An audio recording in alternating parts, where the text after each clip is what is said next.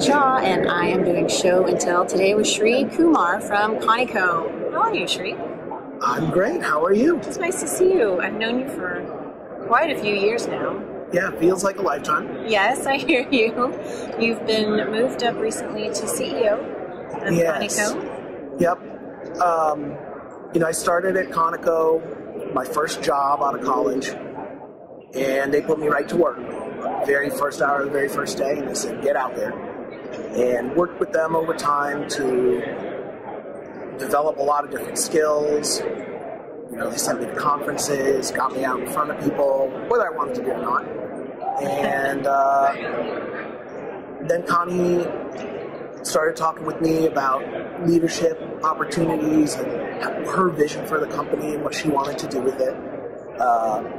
So it was a transition that was in the works for some time. And we're really excited because our team, we've gotten so much support from them, and we've gotten so much support from the industry and from our clients. And, we couldn't be more thankful for them, and we're really excited. Well, Connie was an amazing person, and she was very insightful to see your potential. And it has, in turn, I think, instilled in you the need to make sure that other young leaders find their way, too, because it's so important to keep this industry going. Yeah, it has. And, my story is kind of like you're talking about, a little bit of a parable for what other firms can do to empower their young leaders. When people think about diversity, there's some things that kind of occur to a lot of people. Connie built a team that had diversity of background, diversity of experience. We've got people at Connico, they worked at another firm for forever before they came to work for us. We've got people who worked for no other firms before they came to work with us. We've got people with chemical engineering backgrounds. We've got people with electrical contracting experience. We've got people on our staff who have owned or run their own businesses before. This is not what you ordinarily think of when you think about diversity, but Connie built this extremely diverse team. She did, and I think it's helped you learn a lot now in your new leadership role. You've been building your leadership skills and taking leadership training. Talk a little bit about how important that is in Connico as well as the whole industry. Yeah, the leadership skills are a really big part of it. I think there are a few things there. There's this question on everyone's minds now of retention. And one great way to retain young people is to give them leadership opportunities. And to do that, you've got to train them up, both with external resources, but also internally at your company, empowering them to make decisions, allowing them to have a little more responsibility here and there. Those kinds of things are going to train young leaders. That's what people want out of their job, right? They want that more responsibility. They want a little more accountability. And they're not afraid of it. So a great way to keep young leaders around is to give them that training, give them those opportunities. And then young leaders often ask, how can I make a change in my company? I don't feel like I'm being listened to. These are the questions that we hear even in the sessions, just yesterday. Young people also have an opportunity,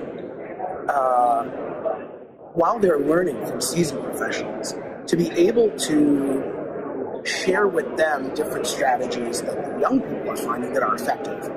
A lot of this, again, comes back to the diversity and inclusion elements, different creativity, trying something a little differently than we did before. There are so many ideas that can go both ways. And that's really what makes a strong team. And when you have that diversity on your team, you have to lead in that way. You can't lead a diverse team the same way you lead a team while you don't have any diversity of thought. That's true. That's true, because there's really learning going on both ways. Right. Or really every right. way, lots of different ways. Yep. So how do young, honing in a little bit more on young leaders, how do they learn? Young leaders definitely learn a little differently maybe than in the past. A lot of it's TikTok. They really do have a voracious appetite, we've seen, for learning, acquiring new skills. Things that in the past we would have said, this person or this role, you've got to be here 3 years before you're ready to take this on. You've got to be here 7 years and 3 months before you're ready to tackle this skill. Seems very arbitrary, right? It did, yeah. And a lot of it was built around sort of the average time that it might take someone to acquire those skills. Young people are so hungry for more skills. And we also found sometimes there's an ethos that young people don't want to work. The data, especially in the remote work environment where a lot of data was collected, is showing that these generations are not afraid of work. They love it and they want to get it done. And they are fine to let it, even flow into their personal lives and make some of their personal brand or spend some of their personal time on what their company and their business is. So they're very excited to learn. They need opportunities. A great way for them to learn. And of course, this goes back to my story a little too, is conferences like this, And I'm very fortunate that the leadership at Connico, Connie and Dave, booted me out early. They said, get out, go moderate a session. And I said, get out of the nest. Yeah. I said, I don't know anything about that. They said, you're going to find out because the session's in 6 weeks. A lot of firms, I think, too, are a little reticent to send their young people out and give them that exposure. We're afraid, especially in today's environment, am I going to lose that young person if I get them in front of my competitors or something like that? Connie and Dave were very, very intentional and developed an understanding that if you don't give young people that opportunity, they're probably not going to stay anywhere. And so a retention strategy actually is to give young people some of these work opportunities. I agree, and once you get entrenched into the industry, and with a particular firm, you feel some loyalty. Exactly. You feel some buy-in, like it's your company, not just a company you work with. Like, this is part of who I am. Yes, and that's where that managing up, talking to your superiors or bosses or people above you. We heard in a lot of sessions yesterday and have heard in previous conferences that so much of that relationship is about trust. And this all goes back to even the science of how does the team operate and how do we optimize teams. Everything, the first layer is always trust. And, the managing up doesn't come from, hey, well, I heard so-and-so, they get to work remotely, we need to work remotely, right? It comes from, hey, how do you feel about remote work and why do you feel that way? Building that trust, starting those conversations, that's the first step for young people to be leading. And young people have to remember, too, that we have everything to learn from the people who came before us. And opening up that trust line is what is going to help young people absorb more of that knowledge and experience that our superiors have. Because even for me, I couldn't be in this seat if Connie had very directly and intentionally steered me. And that's not always a time commitment either on the part of the organization. One thing Dave and Connie did was they exposed me to leadership at different firms, especially through the conference circuit, but working on projects, talking to different clients. I got to see what worked and didn't work, not just directly through them and not just their styles of what worked and didn't work, but a huge array of what worked and didn't work. Yeah. Those things are just evidence for how can a young person grow. You've talked a lot about building a strong team, and it's clear that was important or is important to Connico. Yeah. Do you see that starting to influence other firms as well? Do you see that shifting in the industry, the importance of just teams and not just work? We absolutely see that shift, and we've seen that shift not just, of course, in aviation, but in all kinds of industries, especially during everything we dealt with the pandemic, and not the pandemic itself, but the lessons that we learned there. A lot of people said, maybe we should start collecting data on what works and what doesn't work. they've been doing that in tech for a really long time and trying to understand, okay, if we want to work better, is it that we have to work longer hours? Is it that we have to go see more people? Do we need better tools or equipment? And it turns out that the answer to almost all these questions is we need to develop our people. We need a strong team. The team has to trust each other. The team has to be ready to support each other when that's necessary.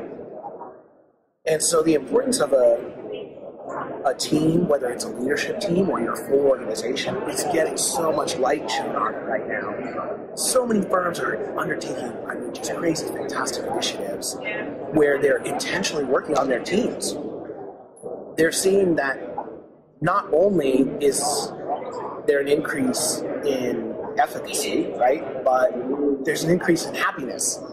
And an increase in happiness also leads to an increase in efficacy. Well, I love that because it's not. This is way beyond what people are feeling. What are your feelings about this job? Yes. This is actually data-driven information about how teams work best. Yes. Yeah. So let's take all that information and distill it down.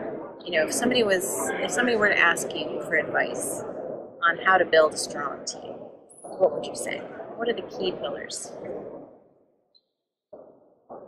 That's a good question. The key pillars that I would put at the top are obviously trust, and we'll come back to why and how, because trust is kind of formed through some of these other pillars, I think. Diversity, of course, is that key element, and it's not just diversity in the common ways that we talked about. It really is the diversity of background and experience, and even a person you think might not have the right qualifications for your team.